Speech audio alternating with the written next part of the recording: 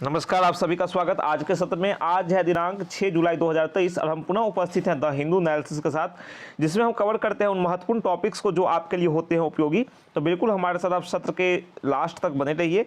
बिना किसी देरी के हम अपने टॉपिक्स को मूव करते हैं अब, लेकिन उससे पहले कुछ वर्ड मीनिंग आपके लिए देख लेते हैं, जो कि जिससे कि आपको इस टॉपिक को समझने में आसानी होगी और किसी भी एग्जाम के लिए वो कैप जो है ना बहुत ही ज़रूरी है। तो आपको वर्ड पावर तो मजबूत करना ही होगा।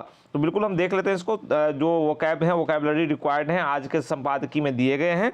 लेकिन अगर आप नए हैं तो सब्सक्राइब कर लीजिए और पुराने हैं तो लाइक, कमेंट और शेयर भी कीजिए, ताकि हमें भी सपोर्ट मिले और हमें भी पता चले कि हमारी पहल आपको कैसी लग रही है। तो आज जो है पहले हम स्टार्ट करते हैं वोकैब के साथ।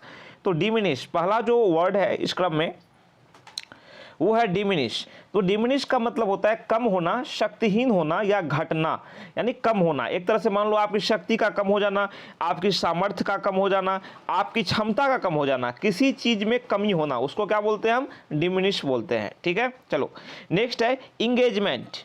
वो इंगेजमेंट ना एक तरह से क्या होता है? सहयोग, आपस में जुड़ाव, आपस में लगाव, उसे बोलते हैं इंगेजमेंट। मान लो दो देशों के बीच जो इंगेजमेंट टाइज है, इंगेजमेंट जो है मतलब जुड़ाव, संबंध है। तो इंगेजमेंट का मतलब क्या होता है? जुड़ाव, सहयोग, निकटता।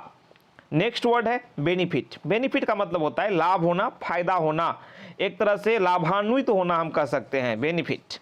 ये क्या है? वर्ब है। ठीक है, चलो ब्राइट। ब्राइट है उज्जवल, चमकीला, है ना। तो ब्राइट बहुत ही सिंपल वर्ड है, आप सभी जानते ही होंगे। ओरिजिनली, देखो ओरिजिन जो होता है, ओरिजिन होता है मूल, और ओरिजिन से बना ओरिजिनली। ओरिजिनली मतलब मूल रूप से या मूलतः हम जिसे कह सकते हैं। ग्लोबल, तो ग्लोबल का सेंस बड़ा व्यापक है। ग्लोबल का अर्थ होता है वैश्विक। तो वैश्विक मतलब जो विश्व स्तर पर हो उसे हम क्या कहते हैं? वैश्विक कहते हैं। नेक्स्ट वर्ड है हमारा natural gas. Natural gas means प्राकृतिक गैस, ये आप सभी जानते ही होंगे प्रायः। अब नेक्स्ट है रीजनल। रीजनल का होता है क्षेत्रीय।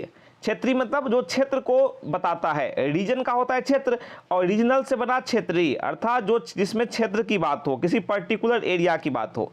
नेक्स्ट वर्ड है कनेक्टिविटी। कनेक्टिविटी से तात्पर्य होता है जुड़ाव, संपर्क, मतलब एक जगह से दूसरे जगह, एक व्यक्ति से दूसरे के बीच जो कनेक्टिविटी होती है, संपर्क जो होता है, उसे बोलते हैं कनेक्टिविटी, जुड़ाव।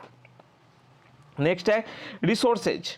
रिसोर्सेज क्या होता है? स्रोत होते हैं, साधन होते हैं। रिसोर्स का यहाँ आशय है, मान लो आपके पास कुछ जो रिक्वायर्ड सामान होते हैं, रिक्वायर्ड चीज़ें होती हैं, वो होते हैं, तो मतलब साधन हमारे पास हैं। मान लो कि आपके पास पढ़ने लिखने के साधन हैं क्या? कोई पूछता है आपसे, आपके पास पढ़ाई लिखाई के साधन हैं क्या? तो इसका मतलब क्या हुआ? इसका मतलब हुआ आपके पास किताबें, नोटबुक, पेन, है ना, डिजिटल इक्विपमेंट्स जो पढ़ने में सहायक होते हैं, वो सब हैं क्या? ठीक है, तो साधन का मतलब यहाँ पे ये है जिससे आप कंप्लीट होते हैं, आप पूर्ण होते हैं। नेक्स्ट वर्ड है फाइनली। फाइनली का अर्थ होता है हिंदी अंततः, मतलब लास्टली हम कह सकते हैं फाइनली। फाइनल होता है अंतिम स्थिति और फाइनली अंततः यानी कि लास्ट में। फर्टिलाइजर। फर्टिलाइजर था उर्वरक, खासकर विशेषकर जो ग्रामीण परिदृश्य से आते हैं और खेतों में देखते होंगे किसान ना फसल, अच्छी फसल होने के लिए फर्टिलाइजर का छिड़काव करता है, उर्वरक डालता है खेतों में, है ना। तो उर्वरक का प्रयोग होता है, किसान जो होते हैं वो कृषि कार्यों में उर्वरक का यूज करते हैं, आप लोगों ने देखा भी होगा। ठीक है, तो फर्टिलाइजर, उर्वरक। रिजोल्यूशन। रिजोल्यूशन होता है समाधान। समाधान हुआ एक तरह से निवारण हम कह सकते हैं। ठीक है, आपकी समस्या का समाधान हो गया, रिजोल्यूशन आ गया, निवारण हो गया। एग्रीमेंट। एग्रीमेंट होता है अनुबंध। अनुबंध दो पार्टी के बीच में, दो पक्षकारों के बीच में एक व्यवस्था, एक सिस्टम। ठीक है, अनुबंध हो गया। नेक्स्ट वर्ड है कंसर्न। कंसर्न होता है चिंता। चिंता हो गया, ठीक है, चिंता हो गया, या फिर एक तरह से कह सकते हैं देखो यहाँ पे कंसर्न क्या है? कंसर्न में चिंता, और इसी कंसर्न का हो जाता है रिजोल्यूशन, समाधान। तो चिंता का समाधान, तो कंसर्न मीन्स चिंता। ठीक है, तो आज चौथे इतने वर्ड मीनिंग हमने कवर किए। अब हम क्या करते हैं, टॉपिक्स की ओर मूव करते हैं। ठीक है, टॉपिक्स हमारे पास जो है, देखो भारत और जो उसके पड़ोसी राष्ट्रों को लेकर टॉपिक आज हमारा, उसकी ओर मूव करते हैं। डिमिनिश रिटर्न्स मतलब घटते प्रतिफल। घटते प्रतिफल, घटते प्रतिफल का सेंस क्या है? मान लो हम कुछ करते हैं तो रिटर्न पाने की आशा रखते हैं, कुछ रिटर्न हमें मिलता है, तो रिटर्न जो है ना वो घट रहा है। क्या है return? India benefited as a member of the SCO but the future is not bright. Bharat को एससीओ का सदस्य होने से लाभ प्राप्त हुआ। एससीओ क्या है? संघाई कोऑपरेशन ऑर्गेनाइजेशन, ठीक है, संघाई सहयोग संगठन है एससीओ। तो भारत जो इसका मेंबर बना ना, तो भारत को तो लाभ प्राप्त हुआ, लेकिन फ्यूचर इज नॉट ब्राइट, लेकिन भविष्य इसका उज्जवल नहीं है। कैसे नहीं है? तो आगे पढ़ते हैं, हम समझते हैं, ठीक है। The Shanghai Cooperation Organization Council of Heads of State meeting hosted by PM Modi on Tuesday marked the first India chaired the summit of regional country। अब देखो, अभी हाल ही में एससीओ की बैठक हुई है, आप सभी को पता होगा, ठीक है। भारत ने इसकी अध्यक्षता की और ये सम्मेलन जो है वर्चुअली आयोजित किया गया था। मतलब किसी भी राष्ट्राध्यक्ष को भारत आने की आवश्यकता नहीं पड़ी, ठीक है ना। तो ये क्या था? ये वर्चुअली सम्मेलन आयोजित किया गया था एससीओ का, ठीक है। तो India became a full SCO member in 2017। Bharat 2017 में एससीओ का पूर्णकालिक सदस्य बन गया, जिसमें कि पाकिस्तान के साथ ही इसको सदस्यता मिली थी। पाकिस्तान भी उसी समय बना था सदस्य इसका पूर्णकालिक। तो जो मीटिंग हुई है उसमें भारत ने अध्यक्षता की, ठीक है। बाकी देशों के राष्ट्राध्यक्ष इसमें शामिल हुए। तो ये वर्चुअल मीटिंग कराने का फैसला भारत की ओर से हुआ, ठीक है। तो एक बार आप समझ लो कि क्या क्या हुआ है ना, एक अपडेट मैं आपको दे दूं उस मीटिंग में क्या क्या हुआ। तो उसमें मीटिंग भारत ने जो है नई दिल्ली घोषणा पत्र जारी हुआ इसमें। तो भारत ने हालांकि belt and Road initiative BRI, ये चीन की महत्वाकांक्षी परियोजना है, भारत आपको पता ही होगा। तो बेल्ट एंड रोड इनिशिएटिव से जुड़े पैराग्राफ पर हस्ताक्षर करने से भारत ने इनकार कर दिया है। अगर आपको बेल्ट एंड रोड इनिशिएटिव के बारे में जानना है तो आप गूगल कर लेना, थोड़ी अच्छी आइडिया आपको मिल जाएगा इसके बारे में, ठीक है। BRI जो है ना, बेल्ट एंड रोड इनिशिएटिव, ये चीन के राष्ट्रपति जो शी जिनपिंग है उनके लिए एक महत्वपूर्ण प्रोजेक्ट है जिसको आगे बढ़ा रहे हैं, ठीक है। और ये व्यापार के लिए उसको चीन का उद्देश्य है कि व्यापार के लिए उसको आगे बढ़ाना, ठीक है, एक अच्छा इंफ्रास्ट्रक्चर तैयार करना है। भारत ने पिछले साल भी समरकंद घोषणा पत्र में भी इस पैराग्राफ पर हस्ताक्षर करने से मना कर दिया था, क्योंकि ये पाकिस्तान से होकर गुजरता है। अब भारत कहता है कि BRI जो है वो पाकिस्तान से होकर गुजरता है, तो हम अपनी संप्रभुता के साथ खिलवाड़ नहीं कर सकते, समझौता नहीं कर सकते, ठीक है। ये पाकिस्तान के कब्जे वाले कश्मीर से होकर गुजरता है, तो भारत उसको अपना हिस्सा मानता है, भारत का हिस्सा है। तो भारत इसलिए उसकी आलोचना करता है BRI परियोजना की, और उसके लिए वो सपोर्ट नहीं कर सकता, ठीक है। 2002 में इसी तरह भारत ने इस पर इनकार कर दिया था, क्योंकि उस समय भी ऐसी स्थिति थी। तो नई दिल्ली घोषणा पत्र जारी हुआ, एक में जो भारत के लिहाज से इंपॉर्टेंट पॉइंट था मैंने बता दिया आपको। अब नेक्स्ट पढ़ते हैं क्या है आगे। The government has held that joining the originally Eurasian group was important as member countries make up a third of the global GDP, a fifth of global trade, a fifth of global oil reserves, and about 44% of natural gas reserves। तो यहाँ पे समझने वाली बात यह है कि भारत ने जो है, सरकार ने जो है इसको, मतलब इस जो ज्वाइनिंग का जो ऑर्डिनली जो है ना, यूरेशियन ग्रुप है, एक तरह से क्या है, यूरेशियन ग्रुप है ये। तो इसमें भारत जो शामिल हुआ ना, तो देखो क्या है, इसके सदस्य देश जो है ना इसके एससीओ के, ये एक तरह से दुनिया की जो वैश्विक GDP है, वैश्विक जो GDP है दुनिया की, तो उसका तिहाई भाग ये देश बनाते हैं, उसका तिहाई भाग ये देश हैं। और जो दुनिया में जो वैश्विक व्यापार होता है उसके 5वें हिस्से में इन देशों का योगदान है, ठीक है। और जो ग्लोबल ऑयल रिजर्व्स है, जो वैश्विक तेल भंडार है, उसके 5वें हिस्से में इन देशों का योगदान है जो एससीओ के मेंबर हैं। और 44% नेचुरल गैस रिजर्व इनके पास है, इन देशों के पास है। तो डेफिनेटली बड़ी भूमिका हो जाती है इस संगठन की।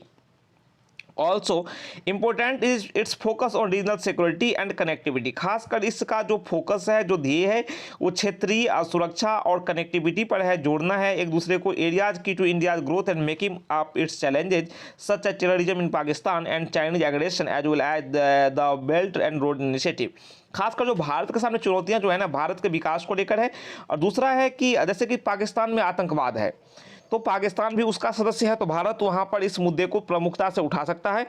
और जो चीन का जो एग्रेशन है, जो एक तरह से टकराव चीन के साथ होता है भारत का सीमा पर, और बाकी बेल्ट एंड रोड इनिशिएटिव जो है उसको लेकर भी थोड़ी स्थिति डवाडोल रहती है ना।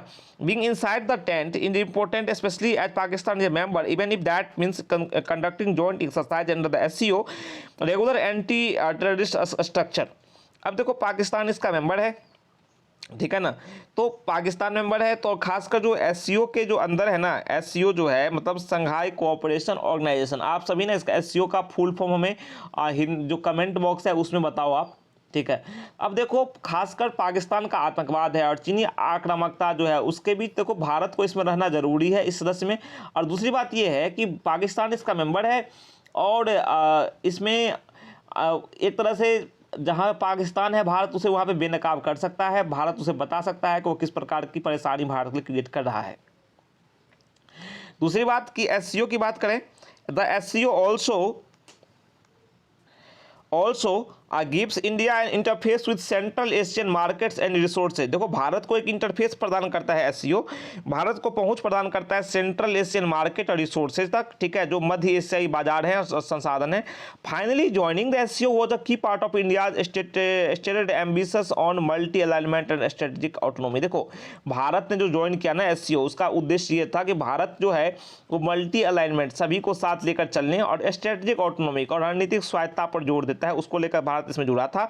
While becoming a balancing power in the world, देखो भारत ना विश्व में एक बैलेंसिंग पावर बन गया, संतुलनकारी शक्ति बन गया है कि भारत किसी के पाले में झुकता नहीं, अपनी स्वतंत्र रणनीति अपनाता है। And it seems no coincidence that Modi government joined the revived Quad with US, Japan and Australia in the same year that it took up the full SCO membership. देखो एक और बात बताता हूँ आपको, जो क्वाड है ना, तो क्वाड में क्या है कि उसमें यूएस, जापान और ऑस्ट्रेलिया शामिल हैं, भारत के साथ 4 कंट्री शामिल हैं। तो चीन क्वाड को अपने सामने खतरे के तौर पे देखता है, ठीक है, तो चीन उसे पसंद नहीं करता। अब भारत जो एससीओ में है ये पश्चिमी देशों को पसंद नहीं है, लेकिन भारत को तो सभी को साथ लेके चलना होगा, ठीक है ना। तो भारत, उसमें रसिया भी है, तो भारत सभी को साथ लेकर चल रहा है। भारत अपने जो रूस है उस परंपरागत जो भारत का मित्र है, वैचारिक रूप से भारत के काफ़ी नज़दीक रहा है, भारत भी उसके नज़दीक रहा है, तो भारत तो उसको छोड़ नहीं सकता, ठीक है। ओवर द खासकर बात यह है कि जिस साल भारत ने इसकी मेंबरशिप ली थी एससीओ की, उसी साल भारत ने क्वाड की भी मेंबरशिप ले ली थी, सदस्यता ले ली थी, और होनी भी चाहिए। भारत उसी हिसाब से चल रहा है कि हम सभी को बैलेंस करके चलेंगे। ओवर द पास्ट ईयर, देखो विगत सालों में देखो, this has become an economic necessity as India has chosen to be neutral on the Ukraine war. अब देखो भारत के सामने एक आर्थिक रूप से आवश्यक हो गया है कि भारत तटस्थ रहे, खासकर यूक्रेन वाला लड़ाई जो है, यूक्रेन युद्ध जो है, जो रूस ने यूक्रेन पर अटैक किया है, तो भारत ने तटस्थ रहना चयन किया। भारत ने ये नहीं चयन किया कि हम रूस की निंदा करें या पश्चिमी देशों का एक तरह से पश्चिमी देशों पर आरोप लगाएं। न भारत पश्चिमी देशों के पक्ष में है, न भारत रूस के पक्ष में है। भारत कह रहा है कि एक सही तरीके से, वैचारिक तरीके से विचार करके युद्ध को खत्म किया जाए, ठीक है। तो अब भारत ने इस अवसर का भी लाभ उठाया है, ठीक है। बेनिफिट कैसे हुआ? भारत ने सस्ते दाम पर रूस से तेल खरीदे हैं, ठीक है। तो benefiting from fuel and fertiliser purchase from Russia, रूस से जो है तेल और फर्टिलाइजर जो सस्ते दाम पर खरीदे हैं, खासकर जब पश्चिमी देशों ने वहां से खरीद बंद कर दिया। तो देयरफॉर इट वाज एक्सपेक्टेड, इसलिए एक्सपेक्ट किया गया था, आशा की गई थी कि इंडिया जो है ना, भारत का जो टर्न जो है एससीओ की अध्यक्षता करने का, जो इस बार भारत कर रहा है, वो भी एक मेजर इवेंट होगा, महत्वपूर्ण उसका भूमिका होगा, rivalling the expected pomp around the G20 meet in September. In addition इसके अतिरिक्त देखें, जो रशिया और चाइना का जो ब्लॉक है G20 जॉइंट जो कम्युनिकी है, that India is keen to find concession on the SCO summit would have been a convenient venue for Mr. Modi to negotiate a resolution with his counterparts, ठीक है। अब देखो यहाँ पे समझने वाली बात है, उम्मीद ये की जा रही थी कि जो इस साल एससीओ की भारत की अध्यक्षता है ना, वो अध्यक्षता जो भारत कर रहा है एससीओ की, मेंबर जो चेयरमैनशिप भारत के पास है, एक बहुत बड़ी बात होगी। दिसंबर में G20 बैठक के आसपास जो जिस प्रकार से ये देखने को मिला कि भारत ने बढ़ चढ़कर G20 का अध्यक्षता भारत ने किया और प्रचार प्रसार हुआ, तो उसी प्रकार का माहौल था कि देखने को मिलेगा, ठीक है, ऐसी अपेक्षा की गई थी, उम्मीद की गई थी।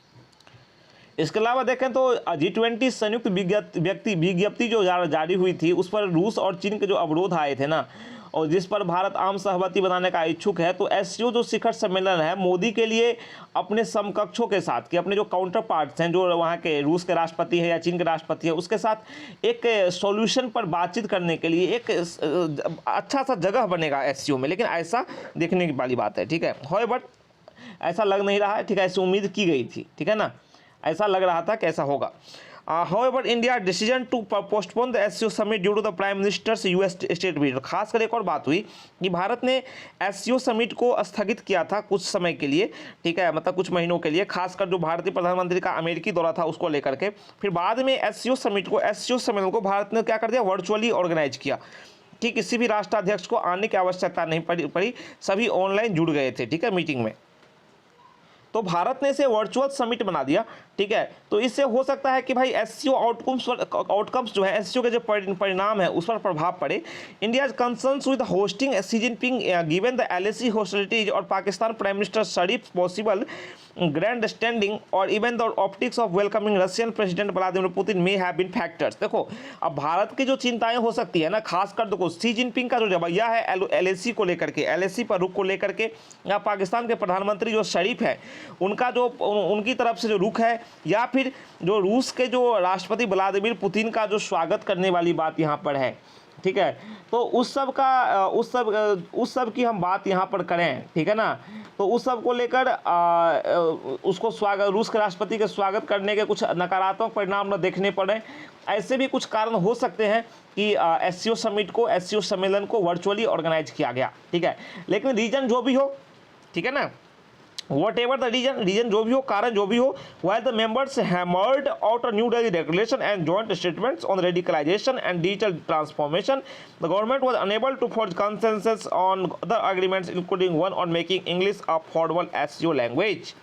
यहाँ पे बात ये भी है कि देखो, अगर आप बात करो यहाँ पर कि कारण जो भी हो, सदस्य देश जो हैं वो एक तरह से कट्टरपंथ और डिजिटल परिवर्तन पर नई दिल्ली घोषणा और संयुक्त बयान जो है उसको खारिज भी किया गया, ठीक है, सदस्यों ने खारिज किया उसको।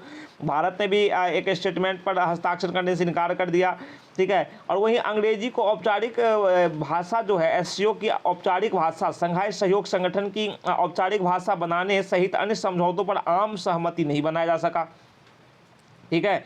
वहीं भारत अध्यक्ष होने के बावजूद देखो, while India despite being chairmanship, देखो भारत अध्यक्ष था लेकिन फिर भी did not endorse the road map on economic cooperation presumably due to concerns over China's imprint। देखो भारत जो है ना, वो एक अध्यक्ष होने के बावजूद एक रोड मैप नहीं दे सका, आर्थिक सहयोग पर एक रास्ता नहीं बता सका, ठीक है, उसको आगे नहीं ला सका।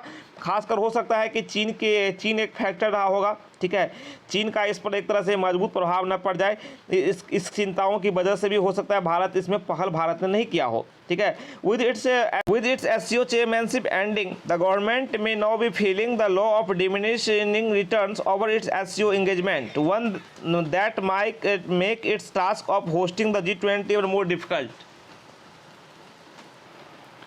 भारत की जो एक तरह से भारत की जो चेयरमैनशिप थी SCO की, वो एंड हो गई, खत्म हो गई, लेकिन प्रतिफल इसके नकारात्मक रहे, जो अपेक्षित प्रतिफल नहीं रहे, अपेक्षित परिणाम भारत के पक्ष में नहीं रहे।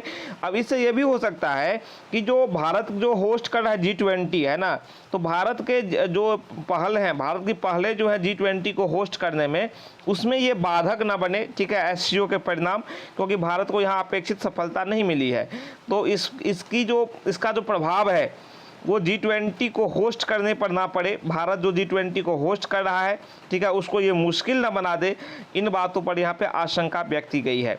तो आज के टॉपिक में हमने समझा कि ये आखिर ये SCO के सम्मेलन जो हुए हैं, SCO सम्मेलन में भारत ने अध्यक्षता की है, ये भारत के लिए उस प्रकार से प्रतिफलकारी क्यों नहीं रहे, और जो G20 सम्मेलन है उस पर इसके संभावित प्रभाव क्या हो सकते हैं। तो फिर कल मिलते हैं नए टॉपिक के साथ, नई जानकारियों के साथ। तब तक के लिए आज्ञा दीजिए और कहिए नमस्कार, थैंक यू।